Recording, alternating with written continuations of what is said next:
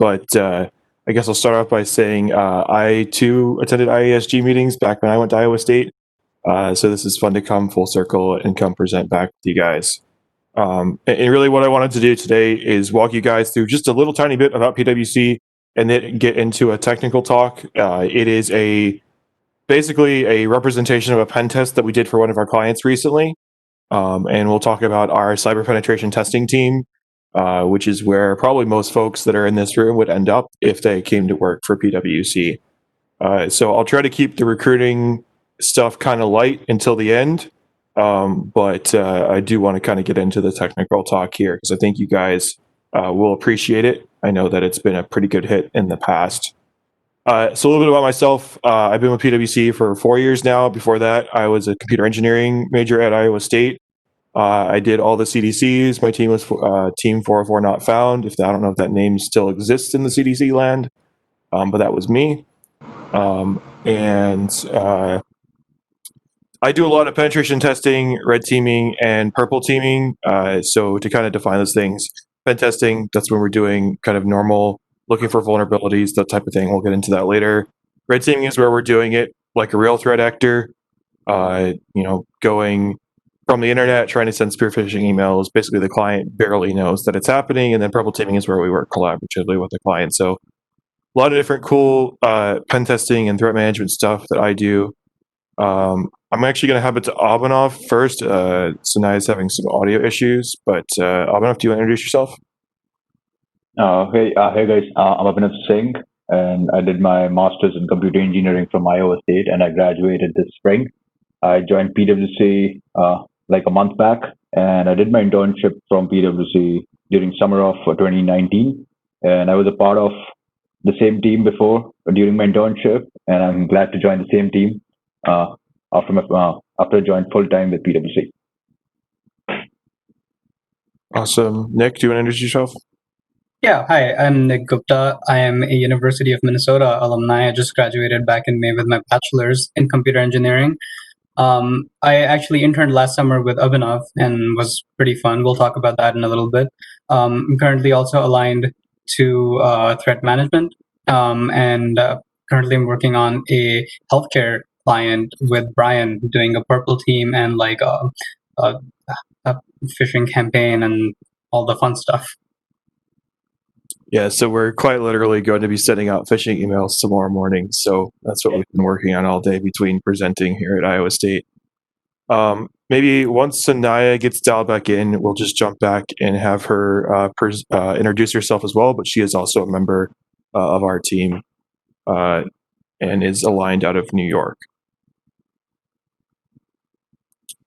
So a little bit about PwC. We are a global company. When you hear the name PwC, some of you might think, oh, well, don't you guys do like taxes and accounting and stuff? And the answer is yes, but that's not the only thing that we do. So we have 3 practices. We all work in what's called advisory. That's basically a fancy word for consulting. And specifically, we work in our cybersecurity and privacy practice, which in the US is about, I'd say we're definitely over 1,500 people now who are dedicated into cybersecurity, and across the world, it's much higher than that. We collaborate a lot with member firms, especially in Japan, Hong Kong, the UK, and a couple other places. And it sounds like Sanaya is back, so I'm actually going to flip back here if you want to introduce yourself to the group. Hey, sorry about that. So I'm an associate with PwC. I graduated from Virginia Tech in 2019 with a degree in computer engineering. I work in threat management, again, with the cyber pen testing team, and I primarily work on red and purple teams.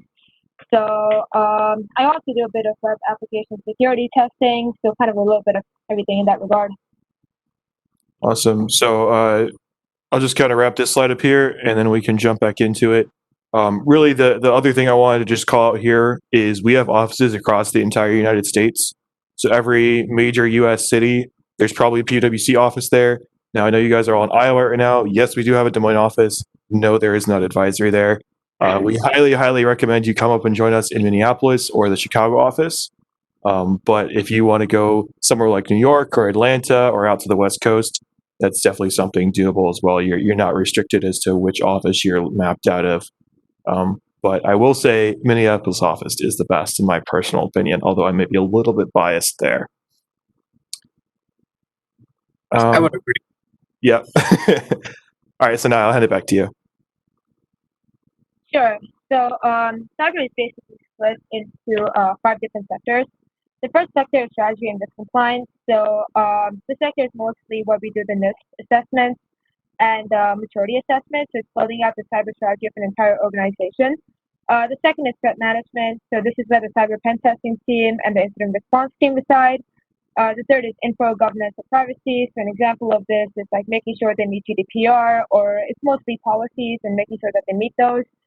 The fourth sector is deals. So this is more like, for example, there was a wireless and Yahoo deal, and then what happened when Yahoo got breached and how the deal was lowered. This is what the deals practice deals with for the most part. And then you have implementation and operations, which is basically implementing like identity and access management solutions like PAM, or like cloud security, zero trust, all of that cool stuff. Yeah, I'd say that threat management and implementation operation is definitely the most hands-on keyboard and technical parts of cybersecurity, privacy, and forensics. But there's a lot of people who even came from Iowa State with an engineering degree and work in our privacy or strategy areas as well. Because some people like to kind of take that technical knowledge and apply it to a very specialized area like operational technology, which is manufacturing systems, for example. So a little bit about the team that we all sit on. It's called CPD Squared internally, or the Cyber Penetration Testing Team. And that's where we put all of our pen testers and red teamers. And we're a dedicated group of somewhere between 15 and 20 people, depending on how you count it, that all we do is this type of work all the time. So we are dedicated to this. And that means you're going from red teams to purple teams to WASAs, any type of engagement that has to deal with pen testing, it's going to be performed by people on our dedicated team. We've got a lot of internal training and stuff that you learn as you start to join in your first year. And we like to have interns every summer as well, which is what Nick and Albanov, they were our interns last year. So I think it's a really cool team, and we'll be headed off to you guys if you want to talk through some of the different attack scenarios or ways that we might try to gain access to a client's network, or techniques we might use during a typical pen testing or red teaming engagement. Yeah, I can start off here. Of course, you can see the whole attack scenarios chart up there. So as I mentioned a little bit earlier in the call, currently we're working on through a phishing campaign, and there are a few different kinds of those. So there's of course the mass phishing one, where you just kind of send out that blanket email to like a bunch of people, and you're just hoping someone clicks it, and you get into their computer. You can try getting command line access, etc. One I actually got to help with during my internship was a phishing campaign where we found job openings with the client and then sent them a bunch of resumes. So they could open the resume in Word, and they took instructions from like a script and or from an email and clicked enable scripts, and all of a sudden we had access to everything they were doing on the computer. So those can be really fun to do, especially when it's like a spear phishing campaign where you can individually select your targets and say, oh, it looks like this person might be vulnerable. They have, all their information out here. We could play to that angle. So those can be really fun. I'll throw it to Abhinav for a couple more here. Yeah. So as Nick already discussed about the few of the phishing attacks, excluding those specific phishing attacks, we have some other techniques to get access to the client network. I'll give an example, like for physical security. During my internship, I was engaged on a client who was an insurance company, and one of the associates had to actually sit outside of the office to get network access, wireless network access, and crack through their Wi-Fi to get credentials and to get some persistence on the internal network. Then I've heard few stories about the USB drive drops, like where I heard people from PwC dropped a few USB drives in the parking lot, which had like bogus files about promotion or bonus data. And if someone like picked it up and tried installing it on their laptop, we would get the malware would get loaded on the laptop or the system, and we would get access to it. Some of the other exploits include like browser exploit, where the web page is created by the members of the CPD Square team. It's totally under the control of the team, and you send out links through the emails, or create a website of a bogus company where the threat actor is supposedly working, and a client might like just surf on the net and get access to that website, and we can track different kind of stuff like what kind of OS that person is using, the screen resolution, what kind of fonts have been installed on the laptop. It's basically fingerprinting whatever is going on the website. Yeah, and just to call it a couple others here, right? So we build our own custom tooling a lot of times, or build it on top of things like Cobalt Strike, which is a very popular product that we use for command and control. But we also build our own methods of C2 that use things like email or third-party channels like Google Drive to do the C2. The only other thing I'll call out is that everyone wants me to tell the story about a pen test that we did a couple years ago. We had this client that was insistent we would not be able to break into their building. And, they had cameras on every door. Everything was badge readered. It was the type of badges that are really hard to clone. And out of desperation, one of our team members went to like Home Depot and bought an extension ladder and climbed up onto the roof of the building and found that the roof hatch was actually unlocked. So he climbed down in like the middle of the night and took the picture showing evidence that he had connected to their network internally, climbed out the roof, and took the ladder away, and there you go. That was a way into the building. So it shows that you could have all the greatest and latest technology and door locks and whatnot, but if your maintenance people don't lock the roof hatch, then we're going to find a way in. So there's lots of cool attack scenarios. I could go on talking about them all night, but I really just wanted to show the kind of diversity of types of things that we do on CPD squared, and that not every project is going to be exactly the same way. As in, basically, it's expected to be different. Is how I operate. So jumping ahead, I want to walk through an actual penetration test for you guys. I think this is the coolest thing that kind of shows you some of the real world stuff that we run into. We spend a lot of time in the CDCs and with capture the flags, and while they're realistic in some cases, they're cool. They're not chaining as many vulnerabilities together as we may see in the real world. And a lot of times we're not, finding a 0-day or using a CVE to gain access to a system.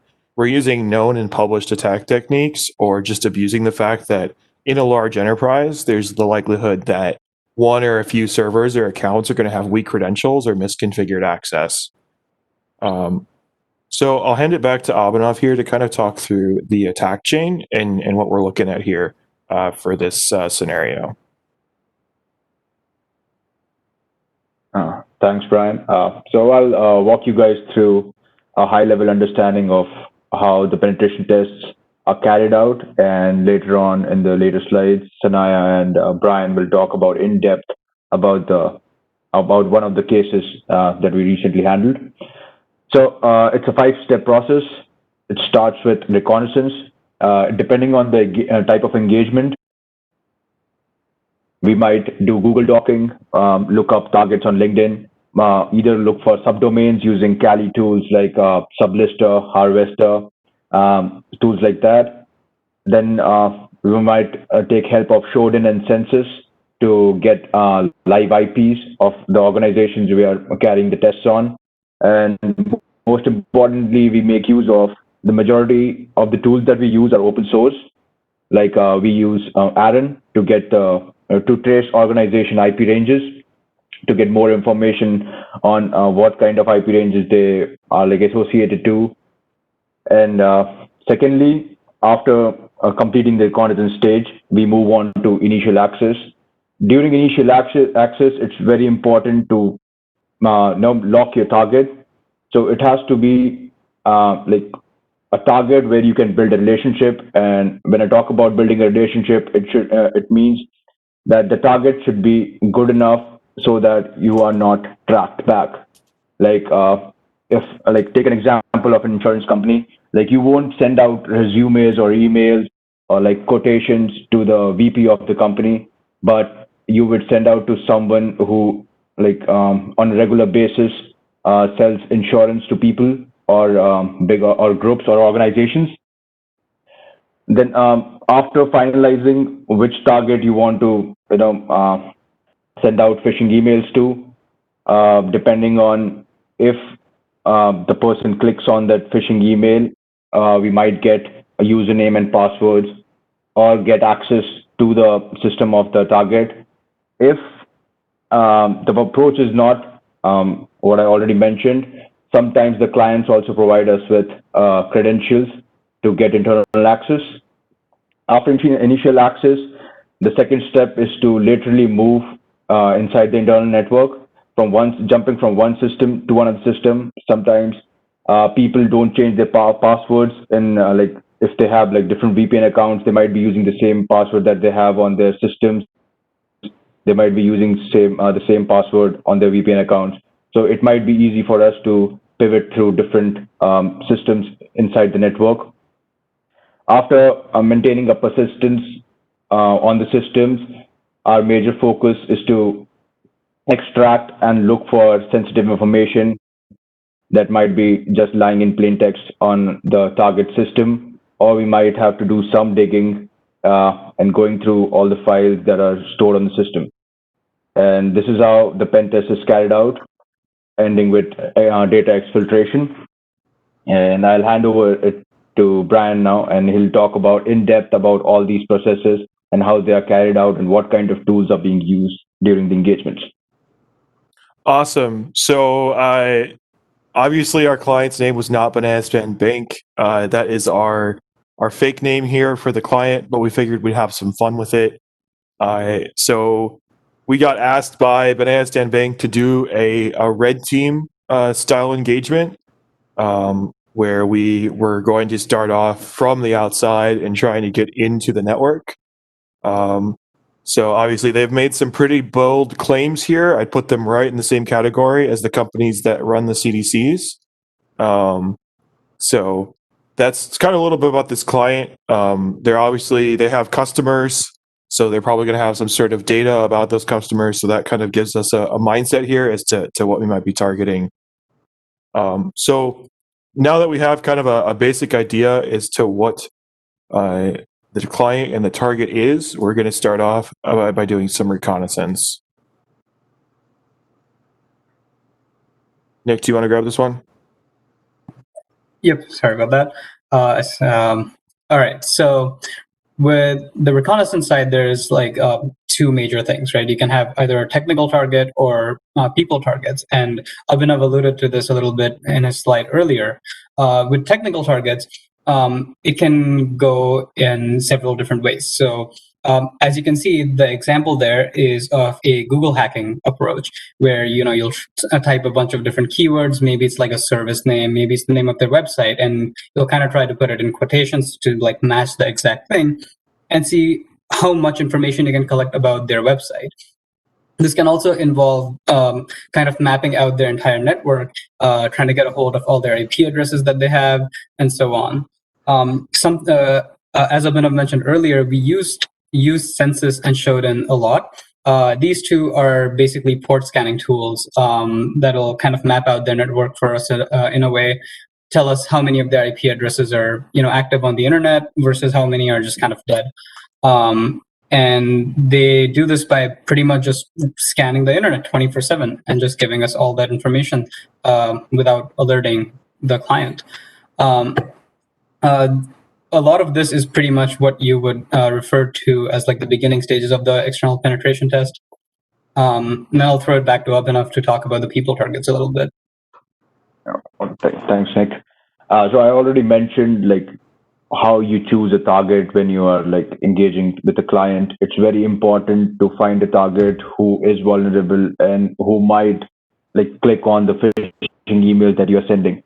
Like here is an example of James, who is a loan coordinator. So it's for sure, like if you send out quotations for why you need a loan for your organization, or what kind of loan you are looking for. He might be the guy who might click on the document that's loaded with a malware, because he would want to know like what kind of quotations you're looking for and what kind of resources your organization wants. Yeah, that's a really good point, right? We don't want to target someone who works in IT or who has no reason to be receiving documents externally. It's all about targeting recruiters or people who deal with kind of people outside the organization on a regular basis. So we've picked kind of some technical targets here. We're going to go down both of these paths as we start our red team, but we've actually decided to first focus on sending some email.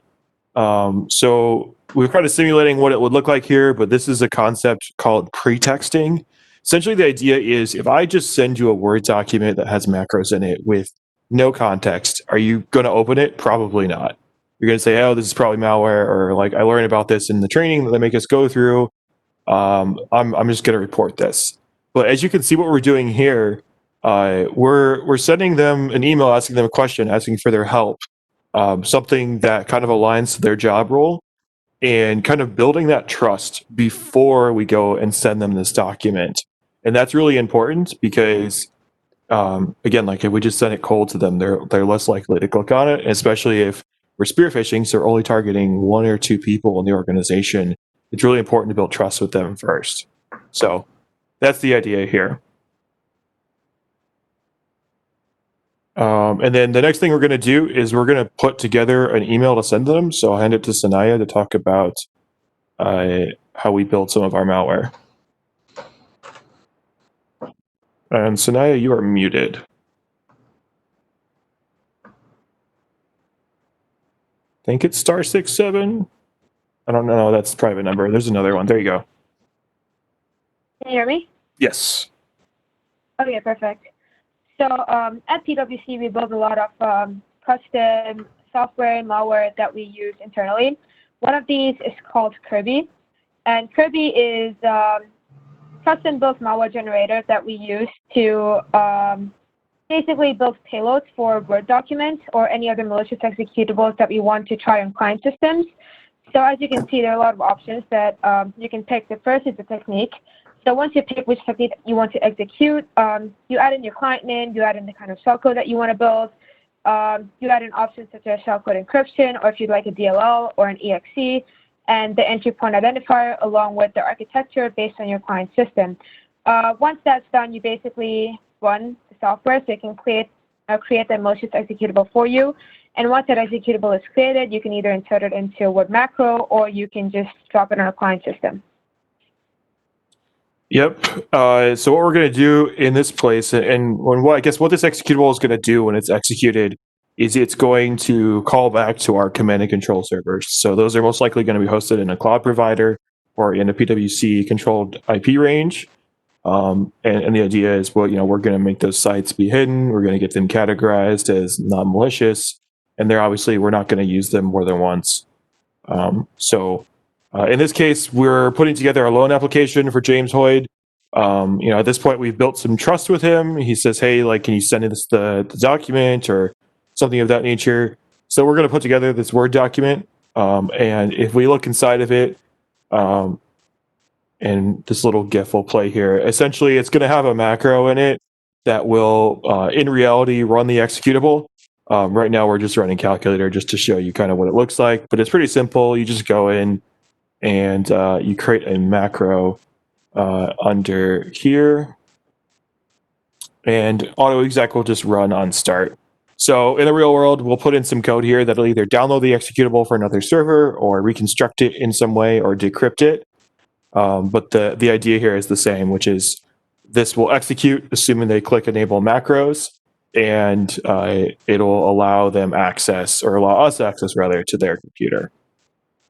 So I believe at this point, we're actually going to pause because we've gone through quite a lot of information and we're about to get even more into the weeds with the internal network. But I wanted to pause to the group here. Feel free to share either in the chat or if you just want to come off mute if you have questions about anything we've talked about so far.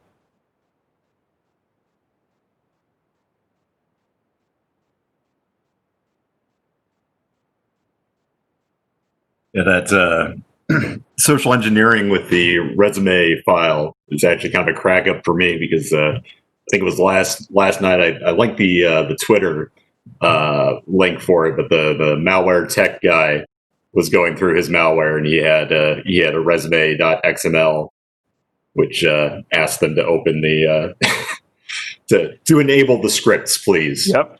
It's funny to us here, but you know, you guys pick the right people, right? If you pick someone in recruiting or you pick someone, one of my favorite ones is the secure email portals, where it basically looks like malware when it's legitimate. Yeah. So yeah, you just got to pick the right targets and someone who's not going to be technical. Avoid IT, and you're usually good to go. So I have a question. So you guys had talked about how you pick your target, which is really key in social engineering. But have you ever impersonated, let's say, you know, I have a company that you're been hired to pen test or, you know, do some type of security research, but impersonating basically like a partner manager at, let's say, some SaaS or IaaS company. It's, you know, providing, let's say, documentation on the new product that we just released. Is that another vector for social engineering, or is that usually less common? Yeah, I don't know if it would be particularly in the technology space, but we do impersonate third parties in some cases. It's actually a part of what Nick and I are working on this week. We're going to be impersonating a parent company to one of their acquisitions that they have recently acquired. So it's all about your scenario and kind of how you tune it. Because keep in mind, if you're dealing with a SaaS company and you're contacting someone in IT, they're most likely to be more suspicious of email payloads or Word documents. But what if maybe you are a finance vendor and you have a new finance product that you want people to take a look at and you're a third party? Yeah, why not? It's really easy to buy a domain and send out some email.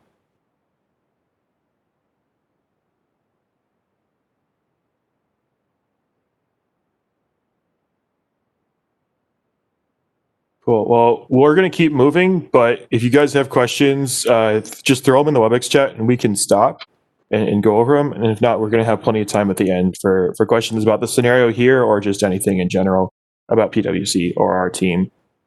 So I'm going to jump us back to where we were. And Sanaya, take it away. Okay, Stu, check, can you hear me again? Yes. Okay, perfect. So one of the attacks that we usually perform after they've opened the document and we've got our initial foothold is Kerberosing. So Kerberos is a type of authentication mechanism where certain accounts with their service principal name set can request a Kerberos ticket instead of entering a username and password and authenticate using those tickets. So one of the things that we do is first we try to find all the accounts with their SPN set. Once we have this list, we will request RC4 encrypted Kerberos tickets on their behalf, just so that we can crack them offline and get their plain text credentials or their hash. So in this case, if you look at this GIF, we're targeting an account that's SVCTCAT. The reason we're targeting this account is because it's the administrator account to a SQL server and has access or local administrative access to a lot of SQL servers. And when we try to crack it offline, I'll send it across to Brian. He's going to show you the entire process of how we decide to crack passwords. Yeah, so when we think about password hashes and cracking passwords and such, there's a couple different ones that we run across. They're not your typical MD5 or SHA-1 or SHA-256 or things like that. In the Microsoft world, they've done it all custom and they've built their own protocols and methods of hashing things and such. So this is a Kerberos hash. It's specific to Microsoft's implementation, I'm fairly sure, of Kerberos, which is what's running behind the hood and under the scenes in Active Directory. But just know that there are other types, like if you hear of NTLM or NetNTLM, those are also things that you'll run across in a Windows network. So Kerberos hashes are actually probably one of the hardest to crack, but it is still RC4 encrypted. And the magic here is we know some of the data inside that encrypted Kerberos ticket. We know the system's host name. We know the account. So that allows us to massively increase the way we can do our password cracking. So what you see here is us running Hashcat. In the real world, we do this against one of our GPU cracking servers. So we've got 4 or 5 boxes that have GPUs in them. I think our biggest one right now is 8 GPUs. It's just about to go into the rack. So I'm excited for that. But you can crack one of these in maybe a day or so. I think what's more impressive is the other type, the one that your normal password. So if you are at ISU and you use the ISU Active Directory, you've got a password somewhere that's hashed as NTLM. And if that's 8 characters, I can brute force that in 2 days. It doesn't matter what it is, what your password is. It's literally just that 2-character space is achievable in 2 days. So that also happens to be the default password policy that Microsoft has. So there's some food for thought there. So we're going to keep moving, and I'll let you talk about the SQL Server here.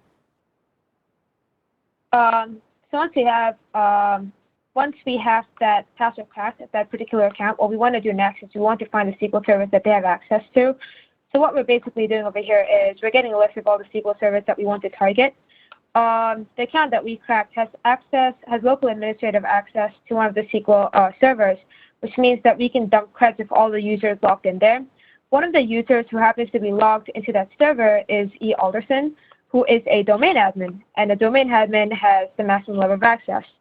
So what we do is we use that SVC Ticket account to dump the credentials of E. Alderson, and once we have his credentials, we then try to find the crown jewels, the SQL server that has the maximum amount of compromised information that we can get from this client, and we use his account to log into the SQL server, as you can see in this GIF.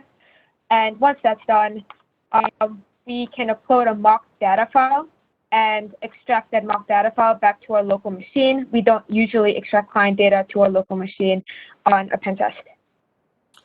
Yep. So kind of a representation of what we would do here is, like Sinai said, there's a risk of taking real data out to the internet. So typically what we'll do is we're trying to test some of the controls that the client has around identifying types of data like social security numbers or credit cards as it leaves the network.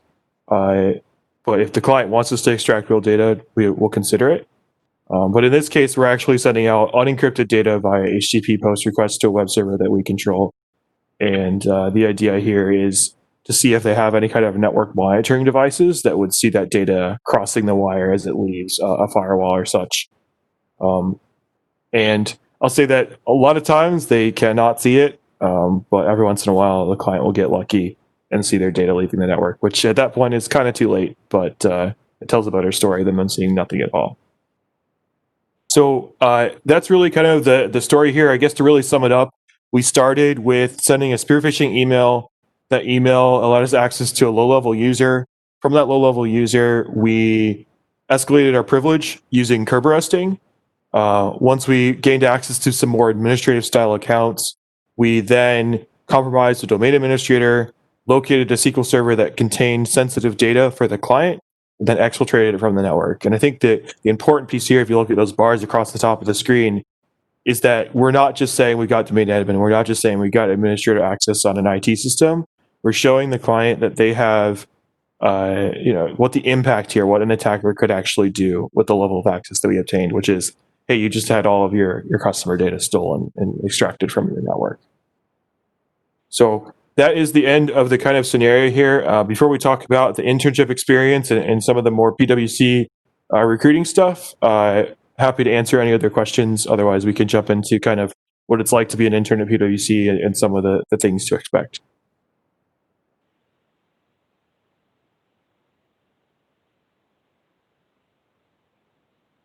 Cool. Well, other than the call to Mr. Robot, which I'm glad at least somebody got, let's kind of jump into this a bit, and then we'll see on at the end. So a couple of important things. We are looking for interns for next summer. Typically, we will hire folks who are juniors going into their senior year, their last year of school. But I have seen some few exceptions where we bring in super talented sophomores. And there are a couple other internship programs specifically designed for sophomores as well. So definitely put your name in the ring early, even if you're a sophomore. And worst comes to worst, we come back around next year. But I would definitely, if you think that you would like to work at PwC, especially if you're a junior, I'll have an application link at the end here. But a little bit about PwC and what we're trying to do as we kind of move into this new world, especially with COVID and everything else going on. We're really trying to focus on 3 items here.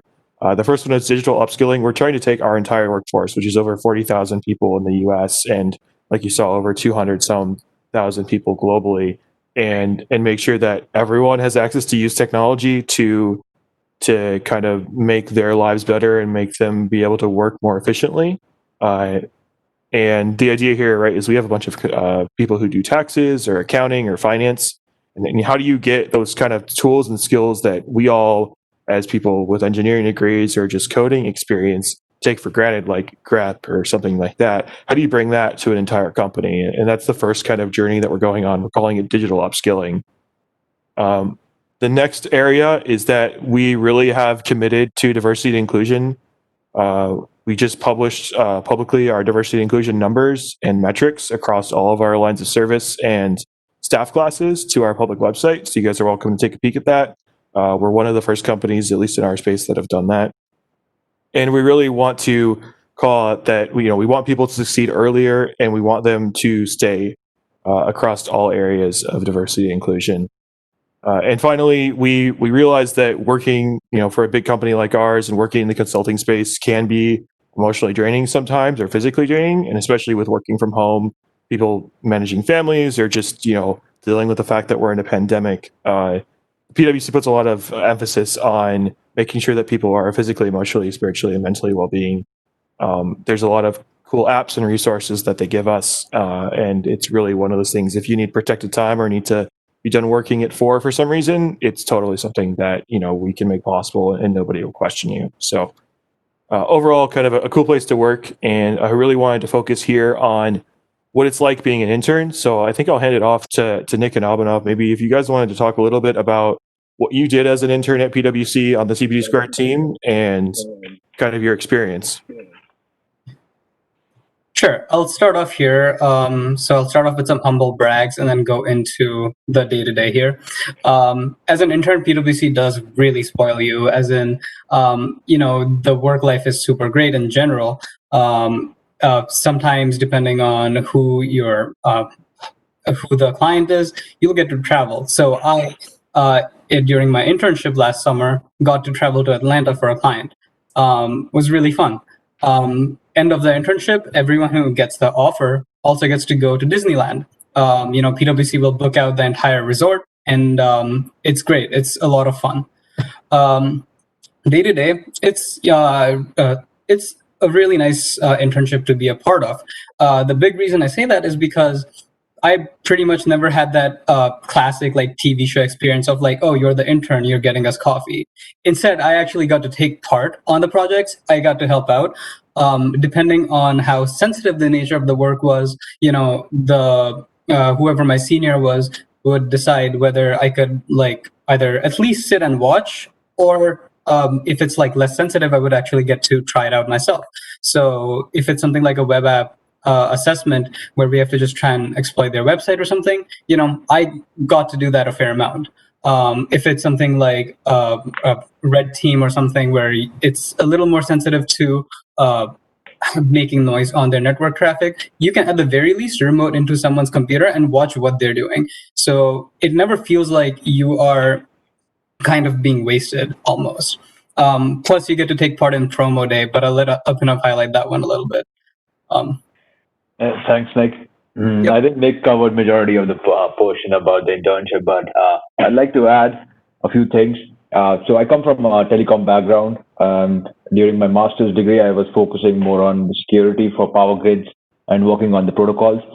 But because of my internship at PwC, the help, the support that I got from the team and the people at PwC, I think I found my niche, where I wanted to work and where I see myself putting all my efforts in the future. So if I talk about the team, it's just not CPD Square who you can just reach out to for help. It's all people from advisory, be it people from strategy, people from privacy or INO. If you need to ask questions about what they do and how things are carried out in their practice, you can just reach out to them, ping them through Google Chat or talk to them on Slack, and they'll always be there for you, and they'll let you know like how things are carried out in their practice. And when it comes to promo day celebrations, yes, it was pretty amazing, and we had a lot of fun. We got paid for I think celebrating that day, whole day. I think like the normal usual working hours, the 8 hours that we paid for.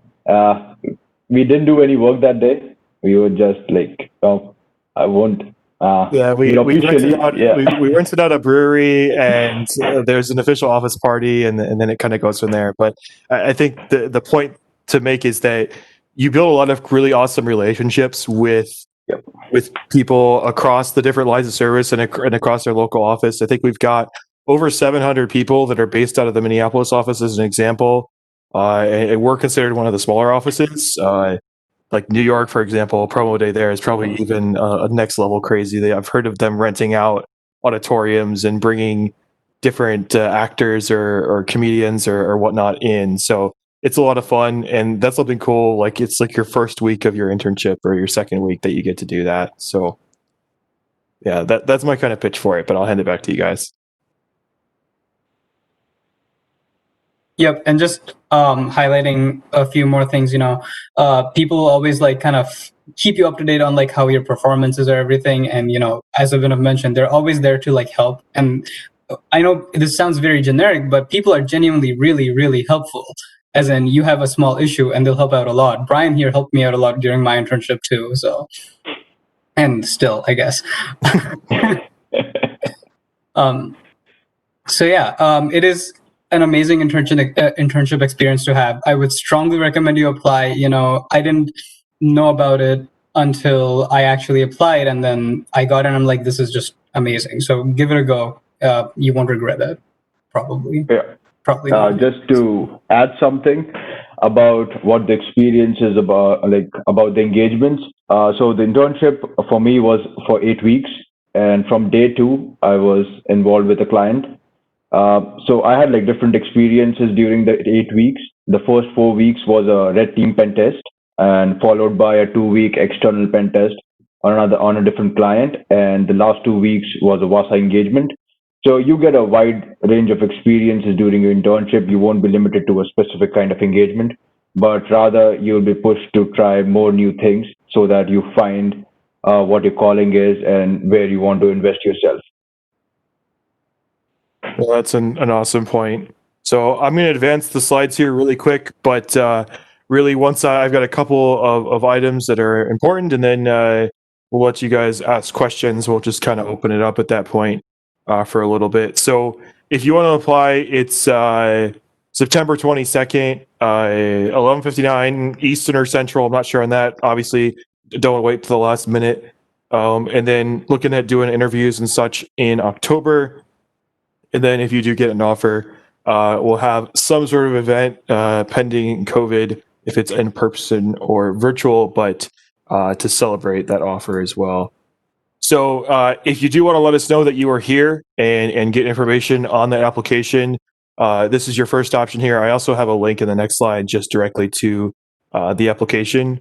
But you can also, if you have any questions about just PwC recruiting stuff in general, about eligibility for positions, Kitty A. Dewar in the bottom right there, she is our recruiter. So she can answer those things, or you're welcome to just email one of us and we can get you in contact with the right person.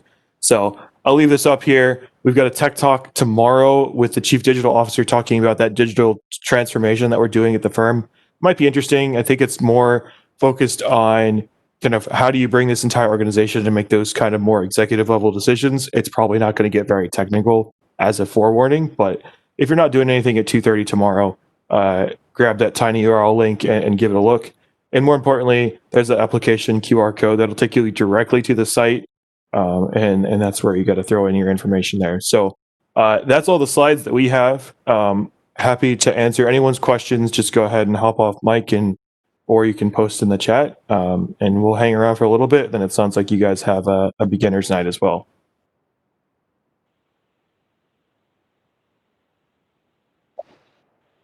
What did you guys do to change for COVID?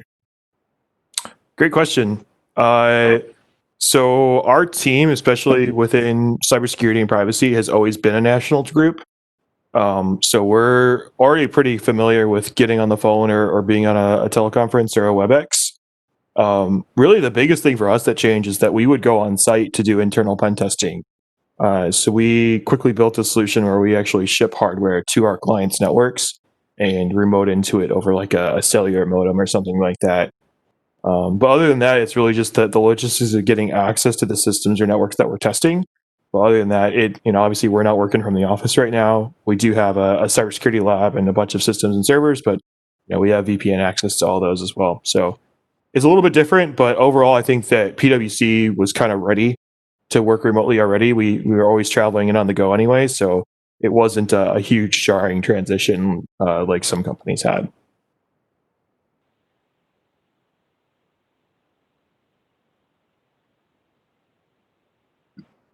Do you have any suggestions for those going into a master's right after their bachelor's and wanting to do an internship with PwC?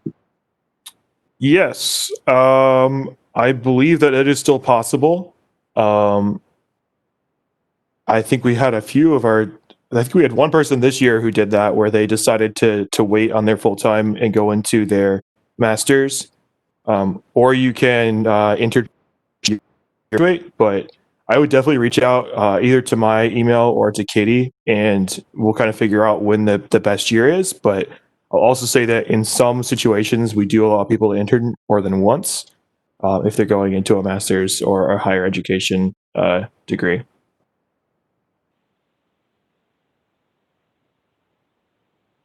So I guess in summary, apply and talk to the recruiter, and we'll figure out what the best option is.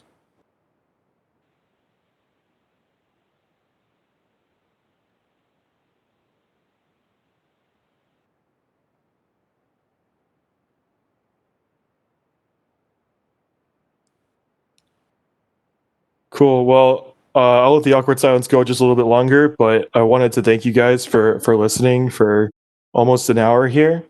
And hopefully you guys learned a little bit of cool stuff, some cool techniques or tools to look into. And if you guys are all remotely interested in PwC, go ahead and apply online. Like I said, we're looking for quite a few interns for this next upcoming summer. And if you have any specific questions, feel free to email any of us listed on the slide here. And if we can answer your question, we'll find somebody who can. And with that, I will turn it back to Nicholas. All right.